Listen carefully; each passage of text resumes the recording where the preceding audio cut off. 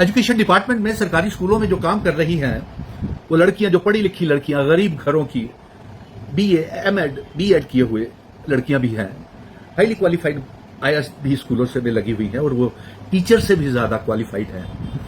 उनके लिए हम ये कोशिश कर रहे हैं कि उन आईएएस बच्चियों को जो बिन माँ बाप के हैं, गरीब परिवारों से हैं, उनको सरकार जल्द से जल्द पक्का करे, रेगुलराइज करे, परमानेंट करे। क्योंकि एक लेटर सरकार ने एजुकेशन डायरेक्टर के दफ्तर से, सीईओ के दफ्तर से, जेडीओज के दफ्तर से निकल करके आ रहा है कि उनको 1 हफ्ते की ब्रेक दी जाए, जबकि वो ब्रेक जो है वो पहले ही मार्च, अप्रैल, मई में हो चुकी है। नंबर 1। नंबर 2, हम ये कोशिश कर रहे हैं कि उनकी तनख्वाहें बढ़ाई जाए, उनको परमानेंट किया जाए। वो गरीब घरों की बच्चियां जिनको वक्त के ऊपर तनख्वाह नहीं मिलती, एक मामूली सी 5,000 रुपया तनख्वाह है, क्या बनता है इस महंगाई के दौर में, और वो बच्चियां 2-2, 4-4 घंटे पैदल चल करके स्कूलों में जाती हैं, काम करती हैं, बच्चे संभालती हैं, मैडमों का भी ख्याल रखती हैं। लेकिन जिस तरीके से बहुत सी बच्चियों के टेलीफोन कॉल आईएएस के आ रहे थे कि जो परमानेंट टीचर्स है उनका व्यवहार जो है, बिहेवियर, वो आईएएस के प्रति सिंपैथेटिक नहीं है, हमदर्दाना नहीं है। तो मैं उनसे भी गुजारिश करूंगा, जेडीओज को, प्रिंसिपल्स को और टीचर्स को, कि कम से कम वो भी हमारे ही समाज की बच्चियां हैं, हमारे ही परिवारों का हिस्सा हैं, उनसे प्यार के साथ, मोहब्बत के साथ पेश आया करें। वो गरीब घरों की है, माँ बाप नहीं है, कईयों के शोहर नहीं है, तो वो मजबूरी की हालत में पढ़ी लिखी बच्चियां हैं, वो काम कर रही हैं। लेकिन एक लेटर जो एक ये निकल करके आया है कि उनकी फिर से ब्रेक की जाए, ये कतई ठीक नहीं है। और मैं ये कहूंगा कि अब तो इन बच्चियों का ये भी हक बन जाना है कि 7 साल जब हो जाएंगे इनके, तो ये परमानेंट होंगी। नंबर 1, हाई कोर्ट का, जम्मू कश्मीर लद्दाख हाई कोर्ट के बेंच का ये ऑर्डर है कि जो जिनकी 7 साल की नौकरी हो गई है किसी भी विभाग में, डिपार्टमेंट में, उनको परमानेंट किया जाए।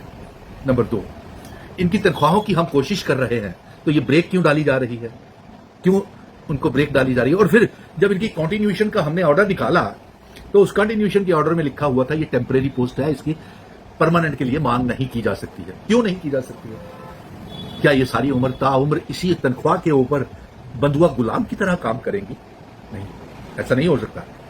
हम तमाम पीएचई, पीडीडी, पीडब्ल्यूडी के डेली वेजर्स, एटॉक, टेम्परेरी जितने भी मुलाजिम हैं उनको पक्का कर रही है सरकार, तो फिर इनके साथ ये बेइंसाफी क्यों? इसलिए मैं ये कहूंगा कि ये ब्रेक का पीरियड जो है, ये जो लेटर निकला है उससे वो ब्रेक ना किया जाए। और साथ में मैं बच्चियों से कहूंगा इस वीडियो को ज्यादा से ज्यादा शेयर करें, जो मुश्किलें आपको आ रही हैं इसमें कमेंट बॉक्स में कमेंट करें और पेज को लाइक और फॉलो जरूर करें।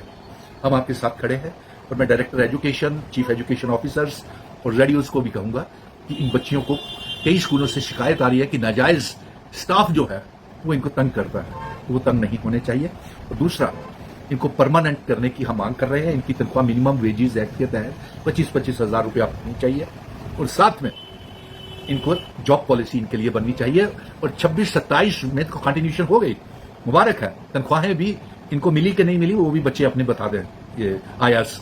और साथ में मैं ये भी कह रहा हूं कि 26-27 में हम ये पूरी कोशिश करेंगे कि 27 के बाद आपको परमानेंट जॉब मिले, तनख्वाहें बढ़ जाए और कोई ब्रेक नहीं आनी चाहिए। ये तमाम जो शर्तें, कंडीशंस हैं, हम हटाने की कोशिश करेंगे। तमाम आईएएस जितनी भी हैं बच्चियां, वो इसको ज्यादा से ज्यादा शेयर करें और कमेंट बॉक्स में कमेंट जरूर करें।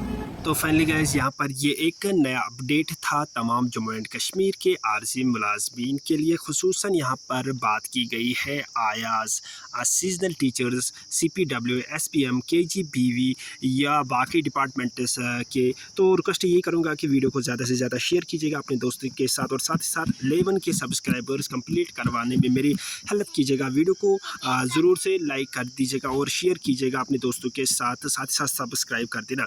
तो यहाँ पर CPW कुछ जो है, SPM है, KGBV, आयाज, सीजनल टीचर्स, तो इनको भी परमानेंट नौकरियां मिलनी चाहिए। यानी कि अगर उनको मिनिमम वेज एक्ट के हिसाब से देखेंगे तो उनकी सैलरी यहाँ पर कम से कम 25,000 बन रही है। 25,000 यहाँ पर इनकी सैलरी बन रही है अगर हम मिनिमम वेज एक्ट के लागू की बात करेंगे। तो यहाँ पर बताया गया है कि इनको मतलब परमानेंट मुस्तकिल नौकरियाँ नहीं मिल सकती है, जैसे कि मैंने ऑलरेडी बात की है। जैसे कि आयाज है, हमारे सीजनल टीचर्स है जो एक सीज़न के तहत काम करते हैं, इनको परमानेंट नहीं किया जा सकता है। तो क्यों नहीं इनको परमानेंट किया जा सकता है? इनको भी परमानेंट यानी कि जॉब पॉलिसी अच्छी खासी मिलनी चाहिए और परमानेंट कर देना चाहिए। मिनिमम वेज एक्ट के लागू होने से इनकी सैलरी अगर हम देखेंगे 25,000 वो बनती है। तो यहाँ पर मैं तमाम जम्मू एंड कश्मीर के डेली वेजर से यही बात कर रहा हूँ, चाहे वो किसी भी डिपार्टमेंट से जाए, ताल्लुक़ रखते हो रहबरी खेल, रहबरी जंगलात, आयाज,